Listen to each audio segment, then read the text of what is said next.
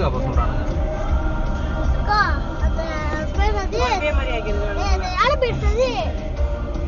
இந்த இடம் காட்டவே இல்லையா, சொல்லவே இல்லையா?